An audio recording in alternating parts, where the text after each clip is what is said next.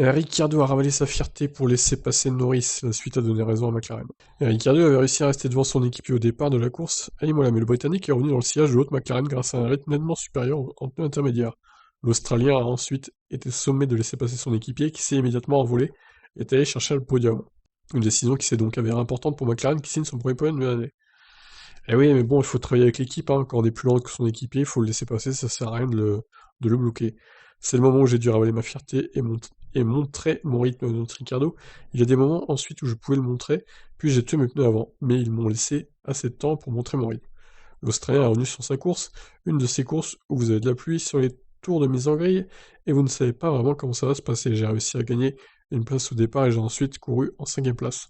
Au moment où la piste commençait à sécher, j'ai grainé mon pneu avant droit, donc je ne pouvais pas vraiment garder un bon rythme. Pour le deuxième départ, nous avons mis le pneu tendre pour tirer le meilleur parti d'un potentiel départ arrêté. J'ai essayé de rester soigneux jusqu'à la fin de ce long relais, mais je n'ai pas vraiment réussi à gérer les tendres aussi longtemps. J'ai eu du mal avec les pneus avant et arrière. Donc certainement, pas une course géniale, mais je pense que finir 6ème est bon pour les points des constructeurs, avec Lando 3ème. Félicitations à lui, il a fait une belle course, et c'est génial de voir que la voiture a du rythme. Mon rythme de course n'avait rien de très spécial, je dois juste continuer à travailler dessus et m'améliorer. Oui, clairement, le rythme de course, Ricardo était inférieur à celui de Norris, hein.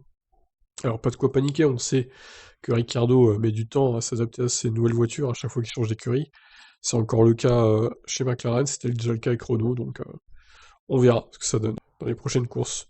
En tout cas, une position solide, hein, pour le pilote australien à l'issue de ce Grand Prix. Ciao.